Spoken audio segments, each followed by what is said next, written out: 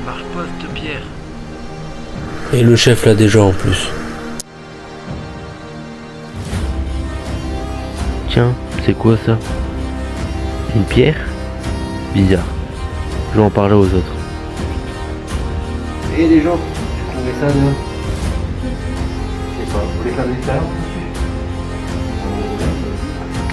Moi je vais dans les archives voir si on a les épisodes.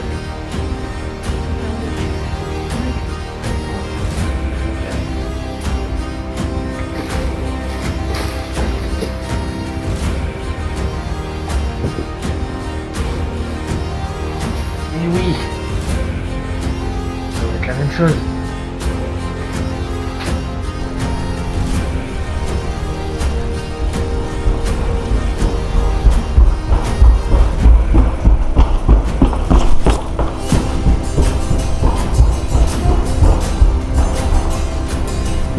J'ai trouvé. J'ai retrouvé ça, c'est à peu près la même chose. Vous avez pu rechercher? Qu'est-ce que ça peut bien donner?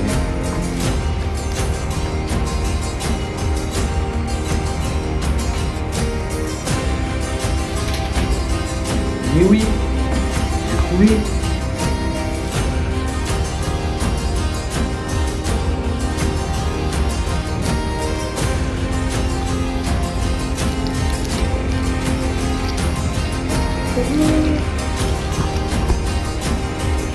Ça change de couleur.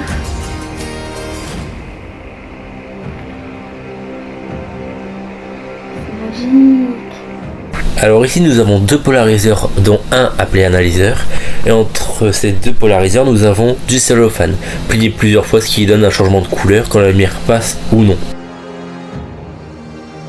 Ici nous prenons un polariseur et un analyseur en forme de cercle où chaque à peu près 2 degrés a été coupé. Nous pouvons voir que la lumière passe horizontalement mais pas verticalement. Mais pourquoi? Car un polariseur c'est des toutes petites lignes. Donc si on en prend deux qu'on met dans le même sens, la lumière passe. Si on ne met pas dans le même sens, la lumière ne passe plus. Ici nous prenons notre pierre de calcite qui est un milieu anisotrope.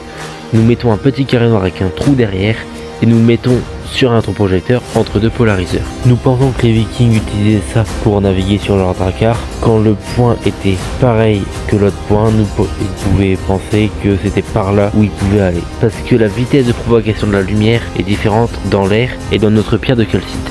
Polarisation rectiligne. On place sur un rétroprojecteur une lame demi-onde entre un polariseur et analyseur. Si le polariseur et l'analyseur sont alignés, la lumière est transmise autour de la lame qui reste violette. Et si on croise les deux polariseurs, on obtient l'image inverse. On voit donc que la lame demi-onde fait tourner de 90 degrés la polarisation. Ouais. Tiens, c'est un petit peu liquide, mais il va durcir parce que ça va faire affaire ou quoi? C'est pas de cholestérol, je dois en fabriquer un autre. C'est sûr? Ouais. Merci. Ouais, hein. J'en débat.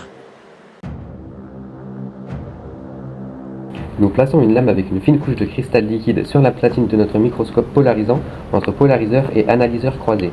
Nous filmons l'évolution de réaction de notre cristal liquide au fur et à mesure que sa température baisse. En effet, nous démarrons notre expérience à sa température d'état translucide. Si notre cristal liquide est biréfringent, il laissera passer la lumière et on pourra l'observer. C'est ce qui se passe ici. Nous nous sommes procurés des plaques conductrices transparentes Ito. Un film transparent et conducteur en revêtement sur une feuille de verre. C'est très simple d'utilisation. Si l'alimentation est coupée, la lumière visible se diffuse à travers le PDC et le film devient opaque. Si l'alimentation est allumée, le PDC transmet la lumière visible et le film devient clair. On a réussi! Ouais! Ouais!